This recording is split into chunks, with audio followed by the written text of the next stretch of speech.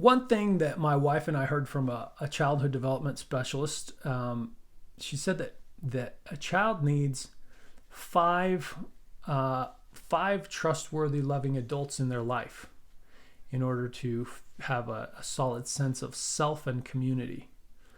There's certain cultures that do this better than others, right? I think the example she threw out there is a lot of times like the Hispanic culture, they're much more familial. They tend to live close to each other, or even in multiple families in a house or whatever, and these kids grow up with this very like strong sense of family, community, support system,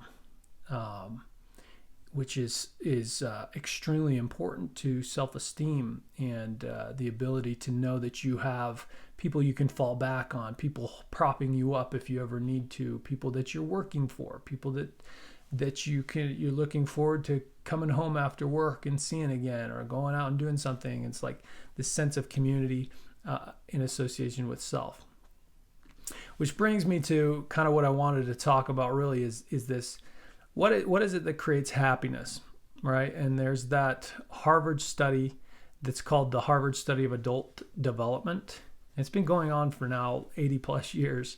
And they started out with this group of young kids and followed them with annual surveys and things to see what would make them happy and success and all these different traits. And it's very interesting. So I'm gonna read some of a blog post from the Harvard Gazette, but I'm gonna sort of pick out the things that I am really going for here. So of the original Harvard cohort, only 19 are still alive, all in their mid-90s. Among the original recruits were eventually President John F. Kennedy and longtime Washington Post editor Ben Bradley. So a couple of very, very successful people. They after a while they started including these people's children as well, which so the cohort grew from the original group to now over 1,300 people who are in their 50s and 60s. Some have become very successful businessmen, lawyers, doctors, etc. Some others ended up as schizophrenics and alcoholics, and a lot of depression. There were suicides, whatever. And then they've added other cohorts as well. But over the years, researchers have studied the participants' health trajectories and their broader lives, including their triumphs and failures in careers and marriages. And the findings have produced startling lessons, and not only for the researchers. The surprising findings in that is that our relationships and how happy we are in our relationships has a powerful influence on our health, said Robert Waldinger, director of the study, psychiatrist at Massachusetts General Hospital and a professor of psychiatry at Harvard Medical School. Taking care of your body is important, but tending to your relationships is a form of self-care too. That, I think, is the revelation, he says. Close relationships more than money or fame are what keep people happy throughout their lives, the study revealed. Those ties protect people from life's discontents, help to delay mental and physical decline, and are better predictors of long and happy lives than social class IQ or even genes. That finding proved true across the board among both the Harvard men and the inner city participants. So through the research, several studies found that people's level of satisfaction with their relationships at age 50 was a better predictor of physical health than their cholesterol levels were. When we gathered together everything we knew about them at age 50, it wasn't their middle-aged cholesterol levels that predicted how they were going to grow old, said Waldinger in a popular TED Talk. It was how satisfied they were in their relationships. The people who were the most satisfied in their relationships at 50 were the healthiest at age 80. So here's the thing, like what's the end goal as a parent and also for yourself? What's the end goal? Are you trying to make more money? Is that really what's the goal for you? Are you trying to build strong relationships that are happy? Are you trying to build characteristics in yourself that help have strong relationships that are built on happiness and joy and shared trust and kindness and empathy.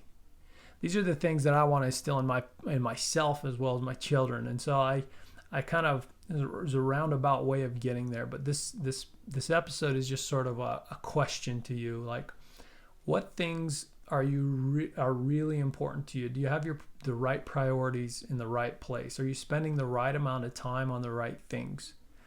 So a lot of times when we talk about success and leadership and all this type of stuff, the first things that come to mind are not family relationships. What characteristics do I need to develop in myself in order to make my marriage better, in order to make my relationship with my kids better, in order to make my relationships with my parents, my friends better, right? What are those characteristics? Put those priorities at the top. If that's really what's going to matter about living long and living happy is those relationships, then what characteristics do I need to work on? Which ones are strong, which ones are not? And how can I find help or resources to develop those? So on that note, there's a couple of good books I've read. One is called Real Boys. It's a parenting book for parenting young boys. How to instill self-esteem and strong character and things like that. I would take a look at Brene Brown's work with shame and self-esteem and relationships and things like that. There's books like The Bonds That Make Us Free. There's a Love Dare book, The 5 Languages of Love, the 5 Languages of Apology, or is it 7 Languages of Apology? Anyway, there's multiple languages of apology written by the same author. Those are excellent works. My wife and I have a kit, essentially. It's a marriage kit, and it's got flashcards that asks us questions about one another, or questions to ask each other. It's got exercises to do together as well as individually. There's so many different ways to improve your skills. And so I'll put a few links to those things in the notes. And so if you're interested, you can check those out. But as always, I appreciate you all listening, and we'll catch you on the next one.